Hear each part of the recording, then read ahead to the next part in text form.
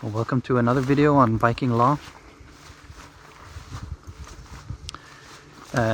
Last time we looked a little bit at the foreword for the old Frostating's Law,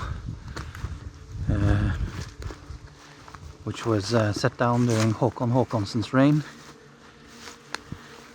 and but in large part is the old law of King Olav Haraldsson, Saint Olaf,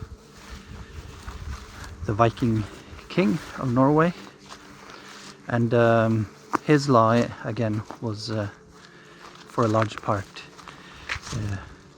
based on the very old laws from the early Viking Age and Iron Age, and which you can find in Grågås and other very old sources. So it's an interesting law. It basically, aside from the Christianity part, which is new under Olav Haraldsson, or renewed under him, it keeps many of the other laws. The main change, which we looked at last time with Håkon Håkonsson, was to try to if not put an end on, to regulate the blood feud going on between the different clans of Norway. This time I want to look at some of the laws concerning compensation for damages, and they're quite graphic in the old Norse and Viking laws, and they're also very specific. So for our time, looking at them, they both tell of a very different society, where you were much more, you're relying on yourself to fix your own problems than having for example, a large government that would take care of all the policing and so forth. But also the laws, you can laugh at them and ha ha ha and all that, because they are quite funny. On the other hand, they also show some other things that can maybe teach us a little bit. Anyway, I'll be looking at some of the laws regulating compensation for physical damage on another person. And as again, these translations, I'm just doing it really as I read, so I try to be true to the meaning, but it's not going to be any elegant language. So the first law I'll be reading is about the chopping off of another man's limbs. And it's called on chopping. On chopping. If a man chops off a hand or a foot of another man, or whatever he chops off, then he is an outlaw with all his valuables except his lands and whatever valuables are directly connected to those lands. He can buy himself free from outlaw with 15 marks. And in Norse times, 1 silver mark was the weight of 334 grams of silver, as far as I remember. 333.8 or something. So 15 silver marks, that was quite a substantial fine. He can buy himself free from outlaw by 15 marks. And from the 15, the damaged one shall have 3 marks for the chopping, as the king, from the same amount of compensation that is given to the king. And the king shall have a further 3 marks from the one who did the chopping. But if he damages him with several wounds, then he shall pay fines for each wound and illness money, and 1 baug as a fine to the king. And a baug, this was like you often see in grave finds from the Viking time and earlier. It was those spiral rings of gold and silver, like necklaces, that could be filled up with silver or gold, very valuable. There's a find in West Norway from early Iron Age, where one such baug, I don't remember, I think it weighed almost a kilo of gold. And these rings and necklaces, spiraling necklaces. They were used as payment. So if he damages him with several wounds, then he shall pay wound fines and illness money and 1 baug as a fine to the king, and he can stay in the country then. Even if it's only 1 chop that has been done, he still has to pay wound fines and illness money.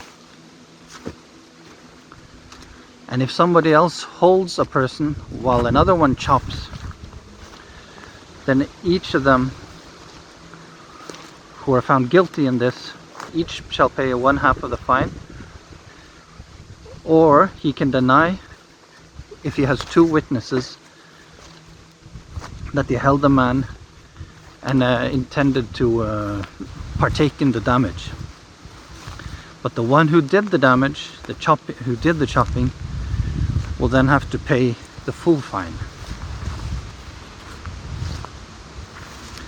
If none of them, if they both deny and don't want to pay the fines, they will be sent into, they will be condemned as outlaws at the first ting. On skamfering. The term here is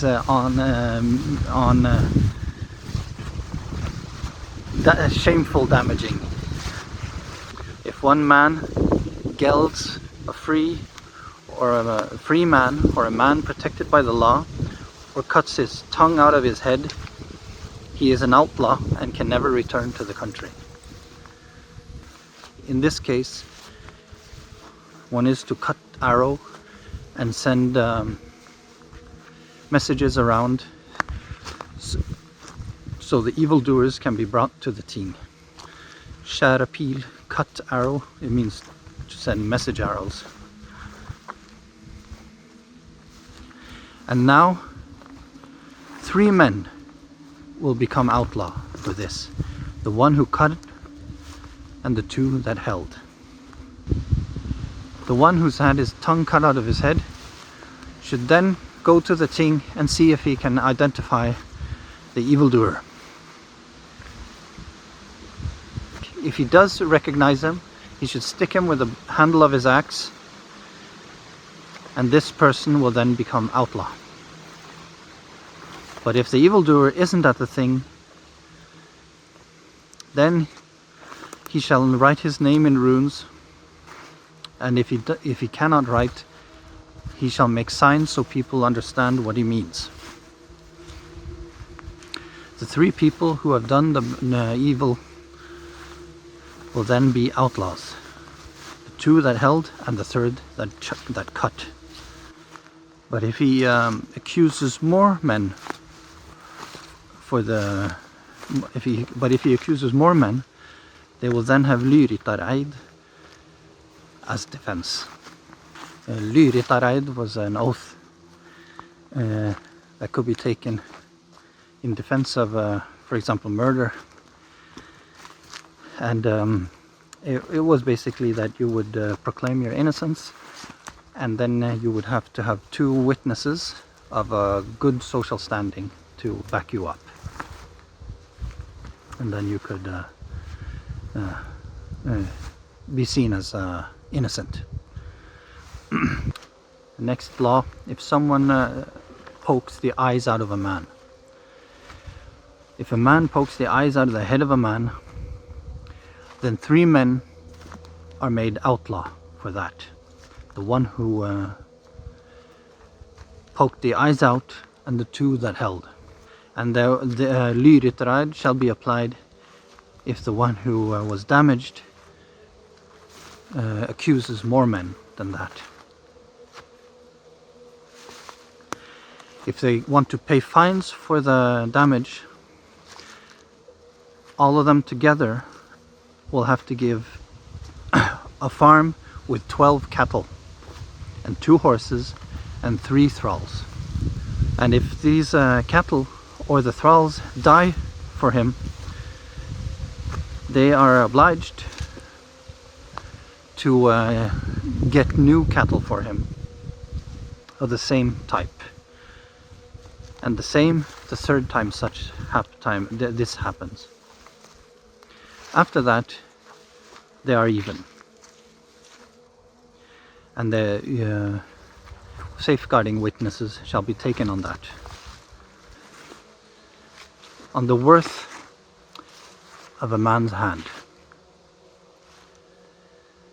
Now follows the worth of a man's hand. If you chop off, if a man chops off the thumb of a man, he shall pay a fine to him of 12 øyrar, ears. And this was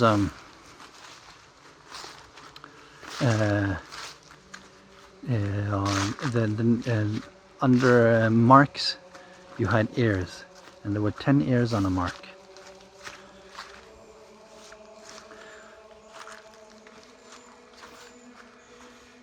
So if he chops off the thumb, he shall pay 12 ears, and half mark for the next finger, and the same for the long finger. 3 ears for the 4th finger, and 1 ear for the little finger.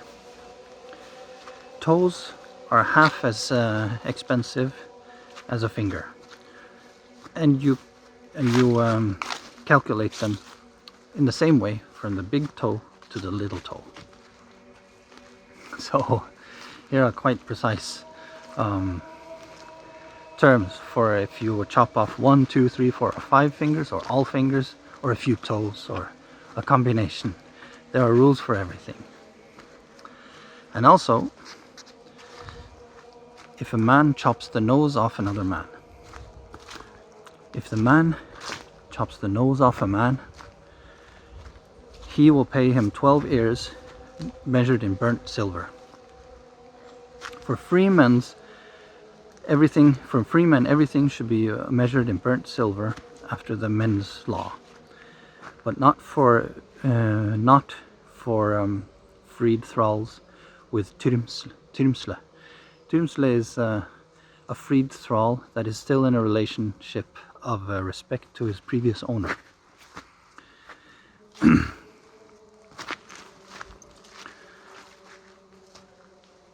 So these ears don't have to be measured in burnt silver for them. But if the upper lip with the moustache is also chopped off, then it is 3 marks fine. So almost the triple value if you take the moustache, not only the nose. Then so the moustache apparently is more valuable than the nose.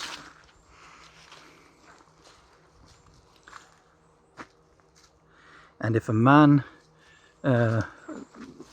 damages another one on the nose, then he shall pay a fine for having done visible damage.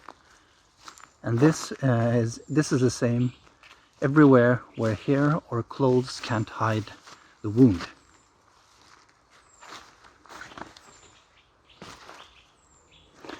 And the fine for visible damage should only be set by impartial men. If a man wounds another one in a limb, then it's a half mark if it's in the ankle, 6 ears if it's in the knee or in his midsection. And if a man beats the teeth out of the head of another man, then for each tooth is a half mark. There are 4 teeth in the front of the head, and 4 we call it corner teeth in Scandinavia. I think it's called molars in English, and 4 molars. And there are 2 marks for each of the front teeth, and for each molar 1 ear, because they're not visible. then they're not so expensive to beat out. If a man chops or beats or sticks teeth out of the head of a man, they have the right for such fines as we have just mentioned, as well as compensation fines. And if a man chops the eyes out of the head of a man, then he shall pay 3 marks and illness money, and as many baugs as are set in fines by the king. So, and as I remember, a baug is one of the kind of necklace formed gold or silver necklaces in spirals. But if he strikes, slår, it will be with a fist, then he shall pay 3 marks and full compensation fine. And if there's 1 eye left, it should be 6 marks.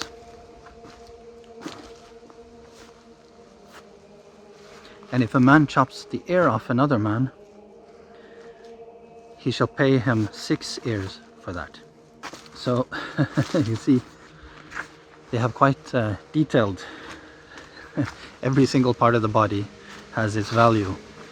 And if it's set down in law, unfortunately it seems there was a reason for it, and this was quite commonplace.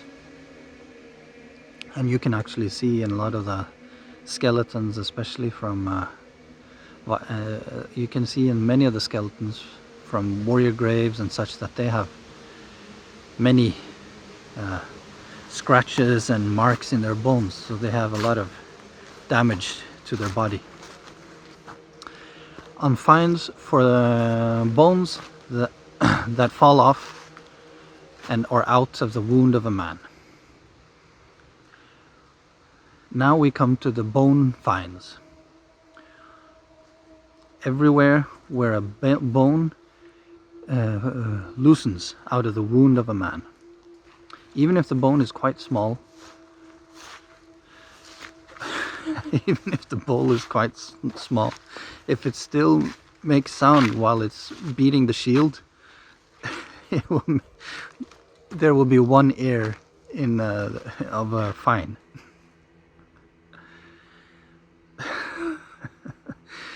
And one shall pay 1 ear for every little bone that has fallen off, until there are 6. But if a bone falls out of a wound and it's so as big as you can make 6 holes in it, then you shall pay 6 ears. And you should never pay more than 6 ears for a bone that falls out of a wound. But if the wound on the man has to be burnt, so to stop the bleeding and the infection, then you should also pay pain fines for it. And the fine is paid for every time you have to burn a wound. And in illness money, there should be 1 ear for every month, or 2 months of meal and 2 months of butter. So this is actually a system of sick money. Like if you're ill from your job, you sometimes get compensation in salary, like in Scandinavian countries you do. And I don't know how it is in other countries so much, but you have some form of insurance, so you get health compensation for the days you have been away from work. And apparently they have their own system here according to the laws, that you pay illness money to the people you have damaged if they're lie with wounds for a full season and can't work. The one to pay the fine is the one who made the wound.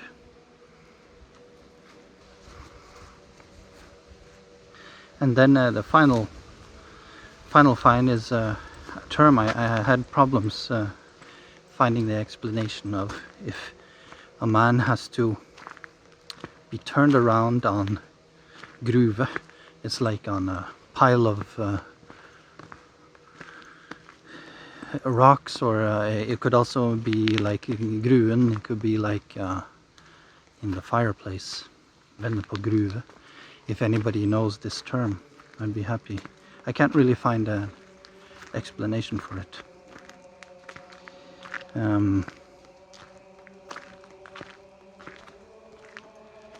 Well, maybe it seems to me that it could be that if he's completely incapacitated, because the fines are pretty high. Anyway, those are for bones loosening from the wounds. And there are many more laws that are really specific like this. Maybe I'll get back to them once. But I want to, in the end, also... this seems like... of course, it seems that it was a big problem with a lot of violence. But it's also regulated. And it's also regulated for the rich people. Like there's a law in this chapter. If a Jarl attacks a man, and so if a Jarl does violence against a man, then one is to cut the arrow and send a message within the 4 connecting fylker, find him and kill him. And if he escapes, he shall never return. And for everyone who doesn't go after him, the fine, as is first said, applies to them. And that is 3 marks in punishment for the one who stops the arrow. So the last fine is a fine for not following the king's law. It's not the same fine as the Jarl, so it's not the punishment of death. And this is very strict. So, and this is also a tone in the whole law, that violating the king's law is even stricter for rich and noble people. And they are to, like here, just quite simply just be killed if they violate the law. And there are all kinds of... this is just a little selection, but there are... violence is very, very well regulated in these laws. If you push someone on the fire, there are different aspects to that. If you push them on the ocean, there are different fines. If they can swim, there's one fine. If they can't swim, there's another fine.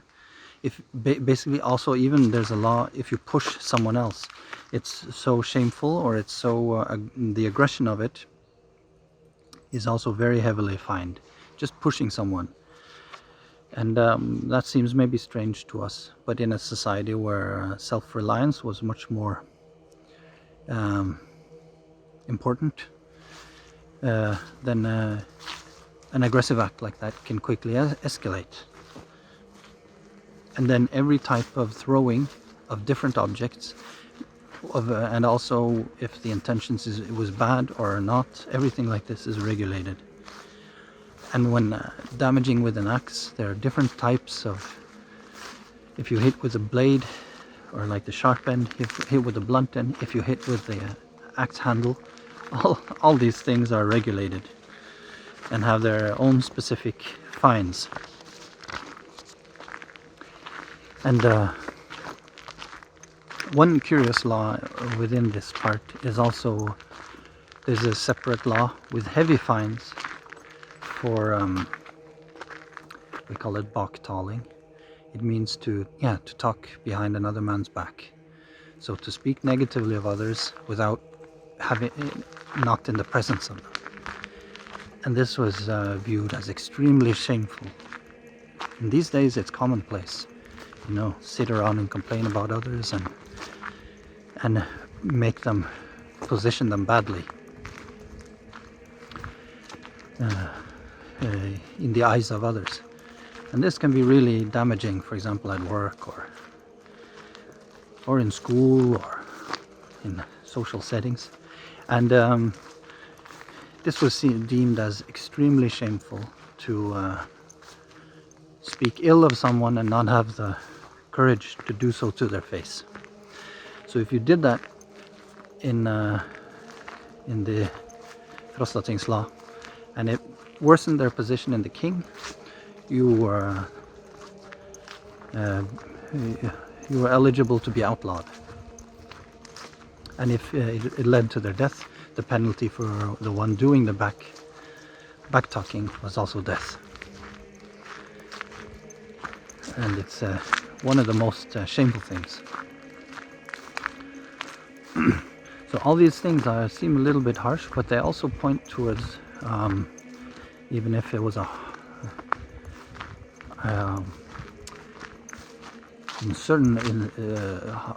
quite harsh, it also points to a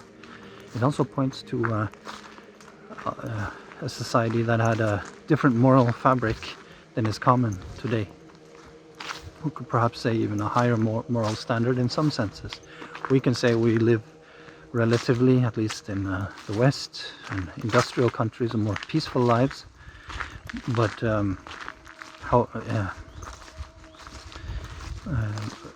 the other hand, there are the way we treat each other with less and less respect in most instances is maybe not indicative of a high moral standard. So there's something hidden in between the lines in all these laws and how people lived before. And of course it wasn't perfect, but still there's something hidden in there. Anyway, that was a little bit on the regulation of violence in Frostating's law. That's it for today. I just want to mention in the end I'm working on a full audiobook version of my Ynglinga saga now, so that should also be coming up pretty soon. I hope within the next week or two. It's quite long. It will probably be 1.5 to 2 hours, so it takes a little bit of time, but it'll be coming soon. And look forward to releasing that so people who don't want to be interrupted by commentary can see it in the full thing, and then, or listen to it in the full thing, and rather refer to any commentary if they want to. So if you have any comments, please leave them. If you have any points of criticism, also please leave them. I'll try to get back to everyone who comments, and subscribe if you enjoy the content, and look forward to making a new video, and hopefully you'll join me.